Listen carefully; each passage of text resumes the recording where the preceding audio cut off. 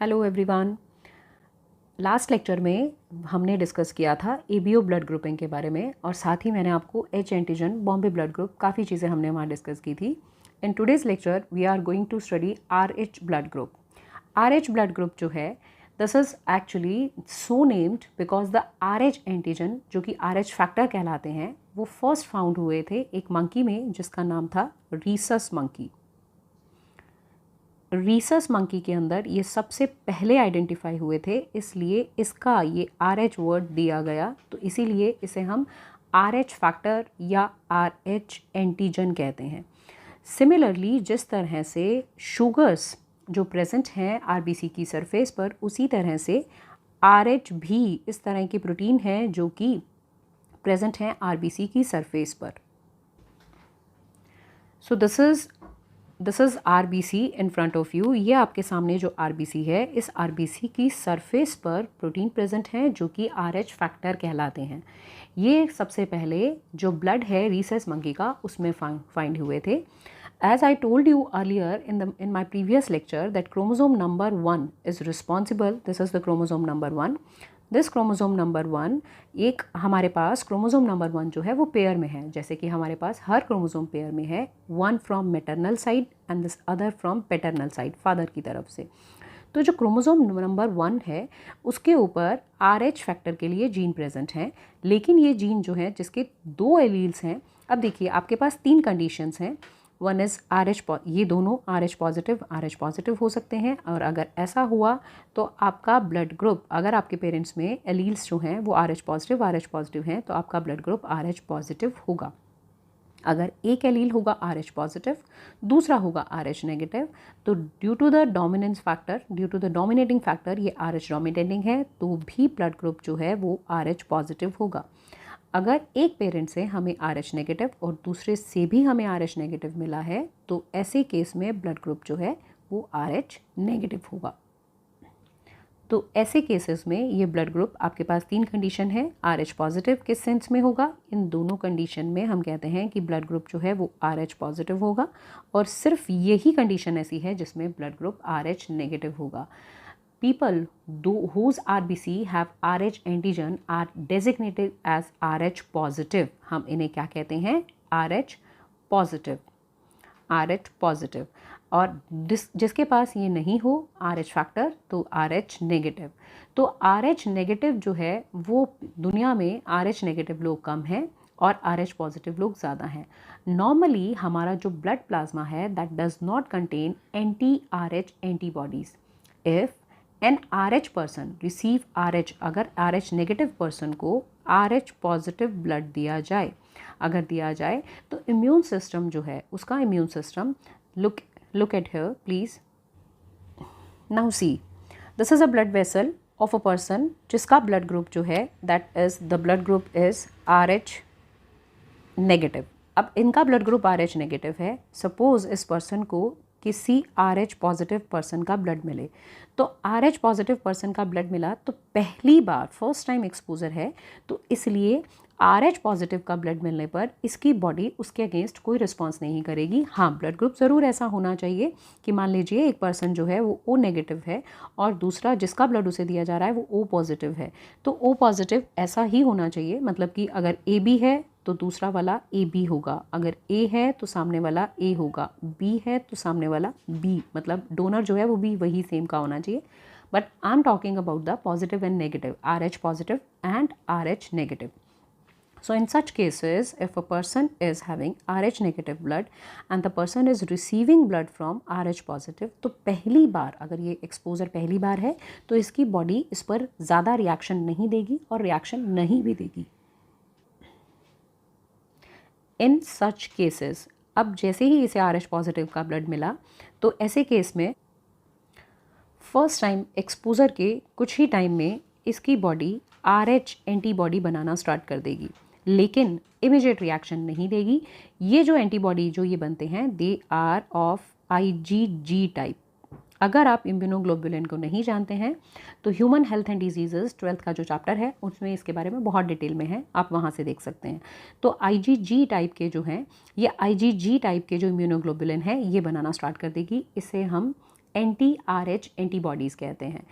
अब अगर second time exposure मिलेगा, जब सेकेंड टाइम दोबारा RH पॉजिटिव ब्लड इस RH नेगेटिव को दिया गया, तो उस टाइम एग्लूटिनेशन और हीमोलाइसिस की रिएक्शन वैसे ही होंगी जैसे कि एक रॉन्ग ब्लड ग्रुप देने पर होती है। अगर सेकेंड ट्रांसफ्यूजन हुआ तो RH ब्लड जो है लेटर जब दिया गया, तो जो प्रीवियसली फॉर्म्ड ये RH anti RH antibody, I should write their name, ये क्या हैं तो आप इन्हें बेटा बता सकते हैं, these are anti RH antibodies. तो ये anti RH antibody second time exposure पर अटैक करेंगी, एग्लूटिनेशन करेंगी और हीमोलाइसिस कर देंगी RBC का जो डोनेटेड ब्लड में है, और सीवियर रिएक्शन भी हो सकती हैं। तो इसलिए फर्स्ट टाइम एक्सपोजर जो है वो नुकसान नहीं करता, लेकिन सेकेंड टाइम एक्सपोजर और उसके बाद सब्सिक्वेंटली जो भी आगे एक्सपोजर होंगे वो बिल्कुल वैसे ही रिएक्शन देंगे जैसे कि एक रॉन्ग ब्लड ग्रुप देने पर दी जाती है। इसी बात को हम बहुत अच्छे से समझ सकते हैं इस प्रॉब्लम से, जिसे मैंने इनिशियली मेंशन किया है, this is erythroblastosis fetalis. Please see the reaction. जैसा कि नाम में लिखा है एरिथ्रोब्लास्टोसिस, यहाँ पर एरिथ्रोसाइट्स जो हैं वो उनके अंदर हीमोलाइसिस होगा। लेट्स सी, ये एक फिगर आपके लिए है जिससे कि आपको बातें बहुत अच्छे से क्लियर हो जाएंगी। एरिथ्रोब्लास्टोसिस फेटालिस फीटस में होने वाली problem, this is the most common problem with RH incompatibility. इसे हीमोलाइटिक डिजीज़ ऑफ न्यूबॉर्न भी कहते हैं। तो इसका एक दूसरा नाम, this is also known as haemolytic disease of the newborn. ये जो डिज़ीज़ है haemolytic disease of the newborn, ये जो डिज़ीज़ ये प्रेगनेंसी में अराइज होती हैं। नॉर्मली देखिए, this is the child in mother's womb, first pregnancy का केस है। अब ऐसे केस में जो एक्चुअली ये केस क्यों अराइज हुआ, क्योंकि जैसे मैंने आपको ये बात दिखाई थी कि क्रोमोसोम नंबर 1, अब ये केस तब आया है जब इसके अंदर जो फादर से जो एलील आया है, द फादर से जो एलील आया दैट इज़ RH पॉजिटिव, और इसकी मदर से इसके पास एलील आया RH नेगेटिव। क्योंकि इसकी मदर जो थी शी वॉज RH नेगेटिव। इस बच्चे की बात कर रही हूँ जो बच्चा मदर की वूम में है। Mother was RH negative and father was RH positive. अब फादर से दोनों एलील आने की पॉसिबिलिटी है, लेकिन अगर ये एलील फादर से आया, जैसे कि मदर से ये एलील आया और फादर से ये वाला RH नेगेटिव, तो बच्चे का ब्लड ग्रुप होता RH पॉजिटिव। लेकिन मैं जो आपको केस दिखा रही हूँ उस केस में ये जो बच्चा है, this child is RH positive. तो पॉसिबिलिटी तभी है जब फादर से RH पॉजिटिव एलील आए और मदर से RH नेगेटिव। आई होप ये बात आपको ऑलरेडी क्लियर है। तो RH पॉजिटिव और RH negative, it becomes RH positive. बच्चा जो है दैट इज़ RH पॉजिटिव, लेकिन मदर जो है she is RH negative. Mother का ब्लड और बच्चे का ब्लड प्रेगनेंसी के टाइम में कभी भी डायरेक्ट कांटेक्ट में नहीं आता। मदर जो भी बच्चे को नरिशमेंट देगी, सपोज़ यहाँ पर इस साइड में, ये जो इस साइड में यहाँ पर ये फीटल ब्लड है और इस साइड में ये मैटरनल ब्लड है। ज़रूर इसके बीच में कुछ ना कुछ मेम्ब्रेन्स रहती हैं, ये बात, क्योंकि हमारे अंदर जो प्लेसेंटा है that is haemochorial type of placenta. 3 barriers are there, you will learn in the reproduction, जिसका लेक्चर मैं ऑलरेडी अपलोड कर चुकी हूँ, हीमोकोरियल टाइप ऑफ प्लेसेंटा। आप चाहें तो वहाँ पर देख सकते हैं, लेकिन ये बातें 12th में काम आती हैं, 12th का है।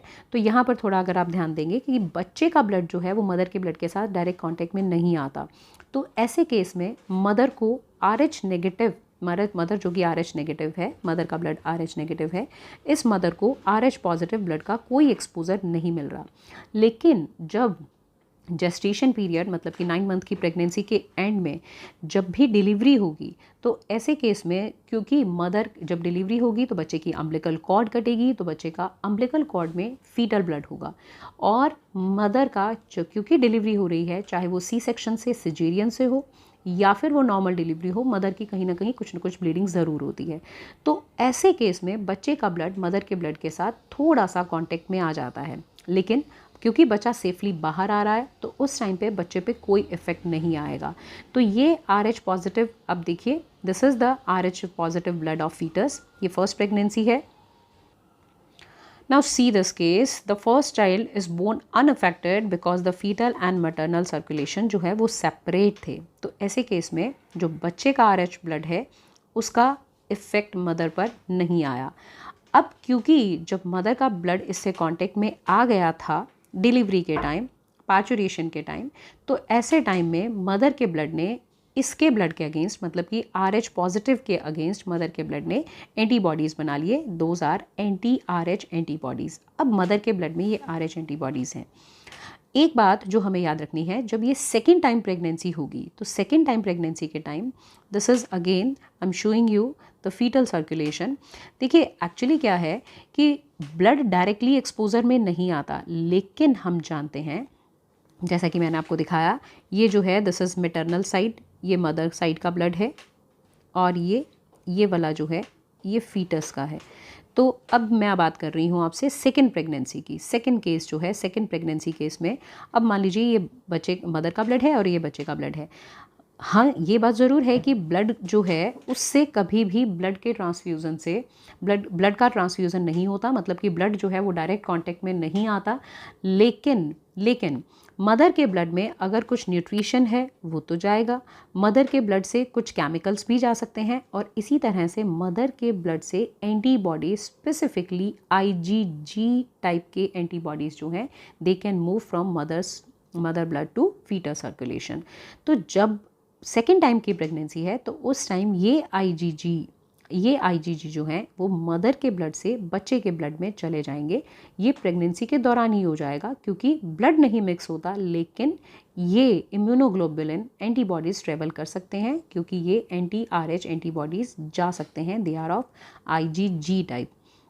आई told you ABO blood grouping में ऐसा नहीं होता क्योंकि ABO ब्लड ग्रुपिंग के इम्यूनोग्लोबुलिन क्रॉस नहीं करते because they are bigger to cross this barrier. They are quite bigger कि वो इस बैरियर को क्रॉस नहीं कर सकते because they are of IgM type. चलिए हम यहाँ पर इन्हीं की बात करते हैं। तो IgG टाइप जो है दे कैन क्रॉस, ये क्रॉस होकर चले जाएंगे। और यहाँ देखिए ये ग्रीन कलर के जो हैं RBC के ऊपर जो अटैच हो रहे हैं, ये देखिए फीटल RH ब्लड जो है attack by maternal RH antigen. जब ये मैटरनल एंटीजन इस पर अटैक करेंगे तो ऐसे केस में व्हाट हैपन, ऐसे केस में वही चीज़ होगी कि हीमोलाइसिस हो जाएगा, एग्लूटिनेशन हो जाएगा। So due to this agglutination और हीमोलाइसिस जो हो जाएगा फीटल मैटरनल इनकम्पैटिबिलिटी की वजह से फीटल ब्लड में। लेकिन इसका सॉल्यूशन ये है the injection of anti-RH antibodies, जैसे anti-RH गामा ग्लोबुलिन, या जिसे रोगैम के नाम से भी जाना जाता है, RHOGAM, RhoGAM. This is basically anti-RH antibodies, ठीक है। दिस इज़ कॉल्ड, दूसरा नाम जो मैंने आपको कहा, anti-RH गामा ग्लोबुलिन।